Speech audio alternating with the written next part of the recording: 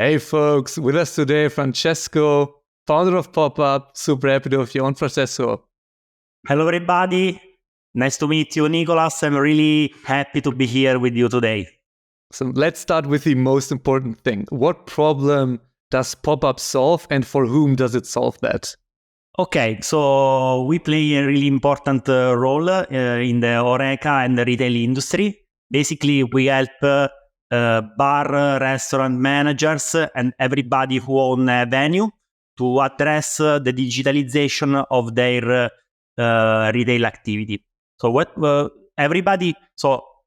we all know that nowadays it's really important to have a digital footprint. For example, to be on the social media, to have a digital menu, to have a website that is not just a static content, but something that is every day updated.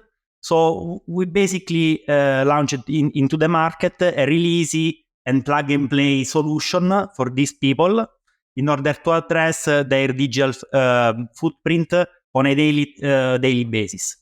So basically, with few clicks, they can address the menu, they can address any kind of discount and promotion, they can address orders, they can easily communicate with their people.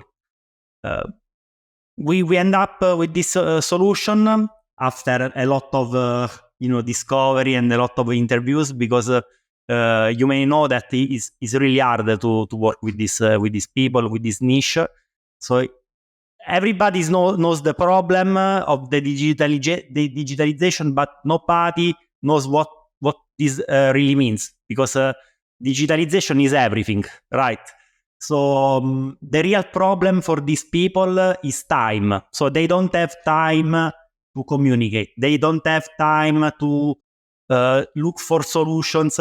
So we managed to create something really plug and play and all in one to address the specific issue, which is how to communicate easily with their customers. How did you started back in 2020? How did you initially find the problem? In the very beginning, in 2020, the solution we wanted to provide was more on the end customer side. So the people, everybody. So a solution that wants to give a real-time experience in a venue. So imagine you are a customer, you want to know everything in real time. So what's the offer, who are the people inside, everything. So our main focus, it's always been the customer experience.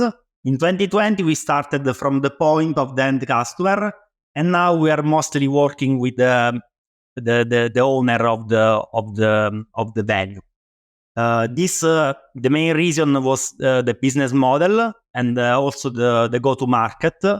So that's why we moved from the last piece of the value chain to a piece which is more in the first step of this value chain. Also, we have as many startups, we have done some pivoting, and we launched actually during the COVID. So it was really hard for us to get feedbacks and also to go to the market, because everything was closed. There wasn't this much attention to this kind of topics in the very beginning, because everybody didn't want to listen. Everybody were really frustrated, right? So the first year was quite tough. So we made some pivoting, and we actually had the real go-to-market of the product we are selling now has started in February 2022. So it was over 1 year and a half that we basically have been stuck in the COVID situation. And then tell us a bit about the funding of your startup. How did you fund it, and how much did you raise so far? So it was pretty much bootstrapped.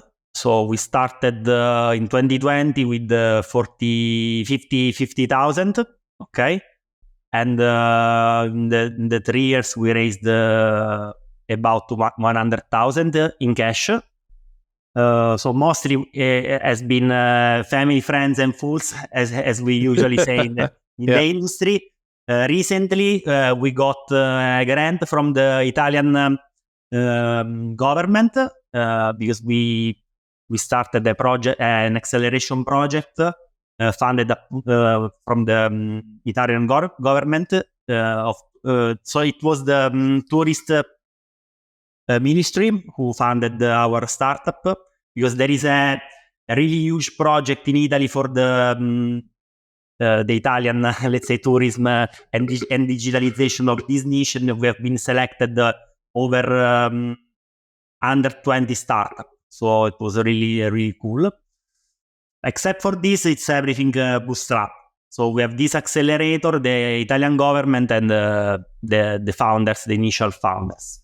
Interesting. So a question that might go into the personal. How did you initially put in the 50 grand? Did you just, like, you and the co-founder just saved on your day job and just like threw the money in? Did you do some consulting to earn that? Like, tell us a bit about like the super early days. So let's say the team. So the idea was my idea. I reached out to a friend of mine. So we were actually friends since the high school.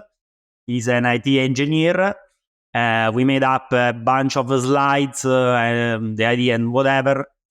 And then we managed to raise this 50K around our private contacts. So we came out with this pitch. We explained the idea, and somehow we managed to raise the money. Of course, over 50% of the 50K was our money, because I was a consultant, and the other co-founder is also an IT consultant. We actually worked during the project. So I went full time a few months ago. So just for you to understand that it was a really long run. What I can say for other founders, it's not like the first two months you get 100K, 200K, you close the pre-seed investment. So sometimes it takes time. So it can be 1 month or it can be 2 years. If you need to hire the right developers and ship fast, then React Squad is for you. A boutique agency that specializes in React and only works with fast growth startups. Visit reactsquad.io to learn more. I would love to stick to that point, because first off, congrats on going full time. That's amazing. But then it's quite a long time from 2020 to a couple of months ago to stick to it part time, because in the end, like, you have to do something to pay the bills and then work on your startup. How did you manage that? Like on the mental side? Yeah, it's really hard. It's really hard because after some time, maybe you don't see the results. You may give up. On the other side, you get some more results. So it's like a roller coaster. So it depends how much resilient you are and how much you want to achieve the goal of the startup. Of course, it can be also a mistake that we stick to this project so much time. So you never know. For us, every time we were about to close, the very last point, we always found some new news, something that gave us some new energy, and we are still here after a while. That's amazing. And I know that too, that basically you have those hard months, and then there comes like the week or the day where something good happens, and that literally recharges your battery so that you can go for another couple of while. It's exactly like this, because just for give you an example, in the last 2 months, we closed this new fundraising, we got a new patent, and we are closing a new really important partnership with one of the most important influencers in Italy. I cannot say the name because the news is not official yet, but I can tell you that it's really, from one day to another, you can have that switching point that turns up the valuation, let's say 100%. So it's really something you cannot predict. It's a lot of work, and you never know what can happen the day after. Yeah. And then let's switch a bit to like the tactical day-to-day. I have a bit of a background in the industry you're in, because the first startup which failed in the end was a restaurant SaaS, basically like a gastronomy startup. And for me, it was horrible to get clients. Like, it was such a drag. I cold called restaurants. I went there. The owner wasn't there, even though we had an appointment set. I was there like 3, 4, 5 times until like a €100 a month deal closed. So for me, at least in Germany, I know how hard the industry can be. How do you get clients right now for your startup? So this is a really good point, and is actually one of the, let's say, the most common comments we got from investor on the scalability of this niche, because as you said, it's really tough to do the outbound, right? To cold calling, cold visits. In the very beginning, we started like this as well, because you get to know your customer. So I personally interviewed over 600 prospects from cold callings or visits. So it was really a lot of work, and we understood that this channel couldn't be the channel to scale, and this was also the feedback of many investors, and that's why we struggled a lot in the beginning. Now we are achieving the scalability. I cannot say we achieved what we want, but through web marketing, so mostly user-generated content. So we run advertisement on Meta and TikTok with user-generated content. We also are using a lock-in strategy, selling not only the software but the all-in-one solution. So, for example, we sell those QR codes and Yes, NFTs in order to make easier for the customer to understand how we give the solution. So I think the challenge is communicate with these people, because they are really busy. They don't really know what they need. So you have to somehow to dig into their heart and try to get the loyalty, the trust, in order to sell them what you want to sell. So this is really hard, but I believe that actually what we are doing is user-generated content that I think it's really, really good. They have a really good conversion rate, and also using middleman channels like, let's say, beverage distributors, marketing agencies. So all these kind of businesses which are between us and our customers. So they have already some trust. Yeah, let's split those two out, because I think both are very interesting. So let's go into the UGC at first, because I know that a lot of like e-com and like B2C brands are using UGC to sell product, to move product. But then how is your funnel? So you have someone of like Fiverr or Upwork create that UGC content. You create an ad out of that on like TikTok, Instagram Reels, Facebook Reels, and then do you drive them to a landing page and retarget them? Is it like basically a call to action to book a call? Like, take us to the nitty gritty here for founders. So I'm not sure I want to disclose this information if our competitors are listening this podcast. Then let's keep it like rough enough so that no one can really steal it, but like just generally, because a lot of people do like code outbound, SEO, LinkedIn, but I don't know too many people who use UGC for SaaS. So just educate us. So our idea, our guess was to sell the product, not the software. So we are showing the end products we use in order to drive the customer, the guess in our experience. So we try to make the the bar manager, the restaurant manager in the shoes of the experience they will have in their venue using our product. So it's not some sort of video or some sort of email where you explain the solution. It's more about I'm showing you how the QR code or the NFC menu is in the restaurant. So they don't see the complex thing behind. They just see how we look like in their venue.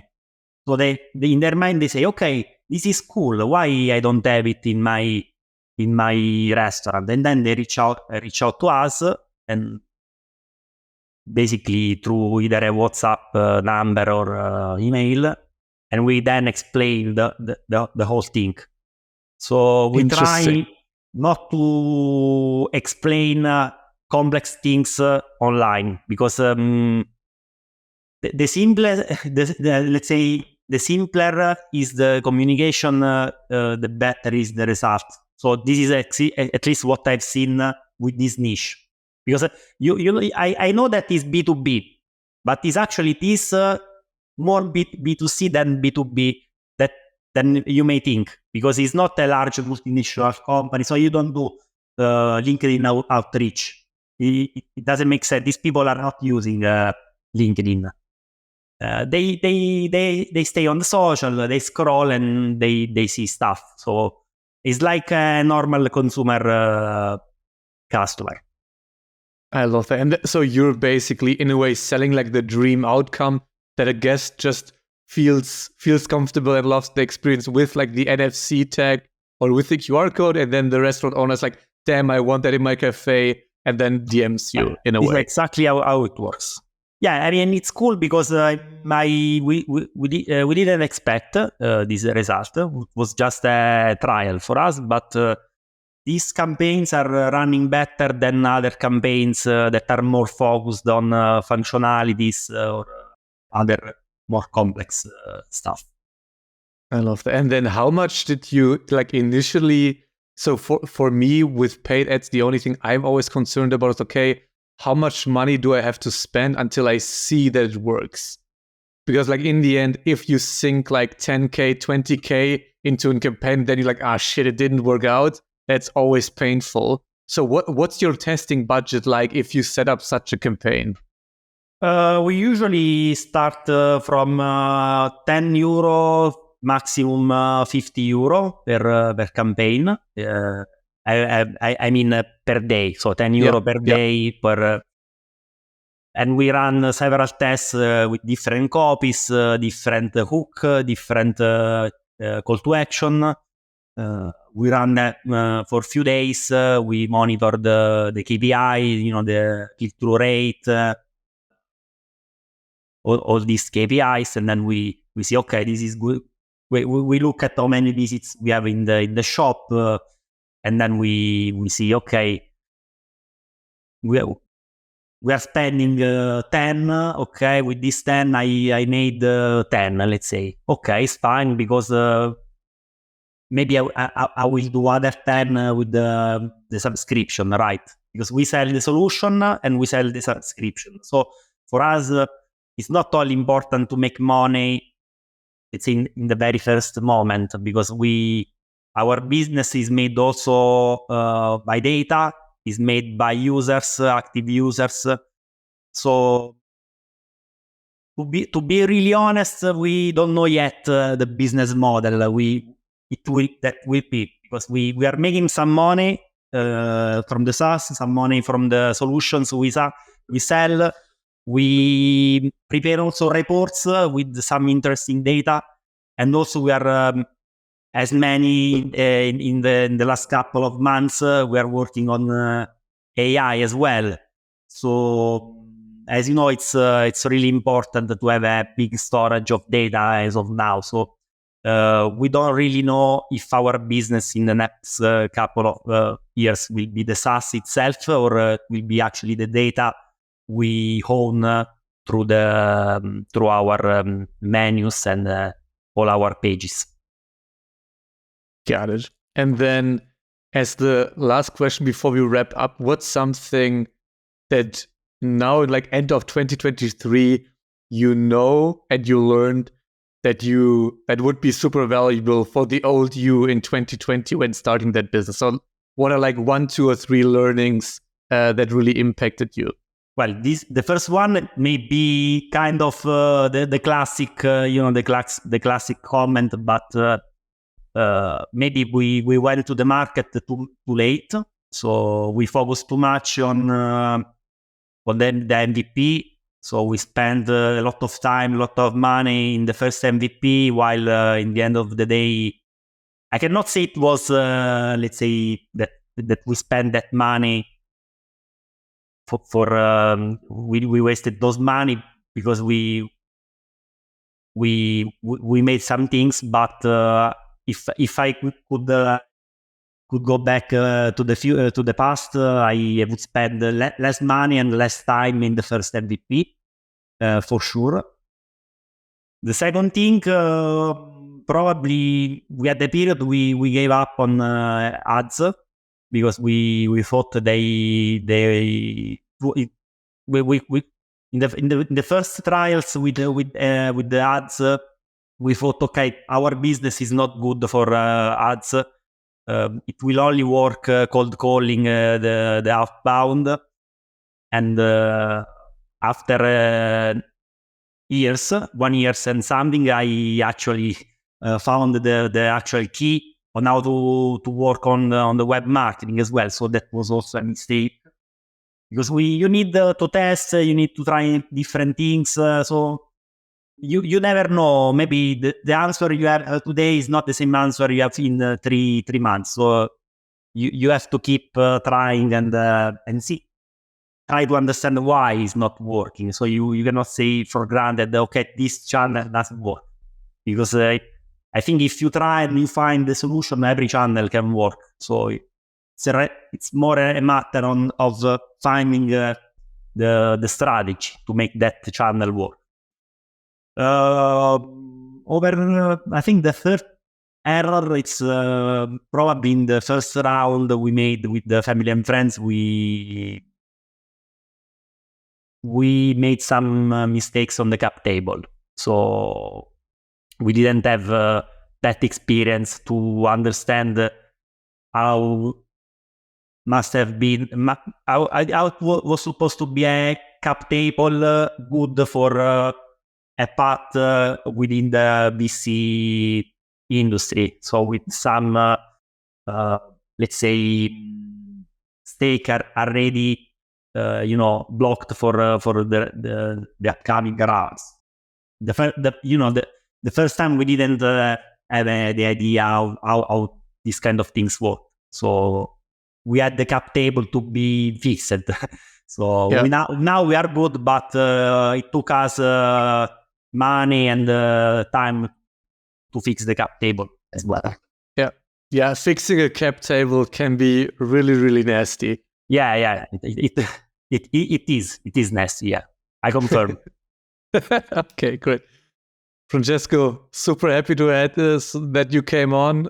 Thanks for all the insights. It was a pleasure, Nikos. You are welcome every time. Feel free to call me. If you like this episode, then you'll love the SaaS Operator, a weekly newsletter brought to you by EarlyNode, with actionable insights from SaaS experts in the industry, delivered right to your inbox every Tuesday for free. Visit earlynode.com to subscribe.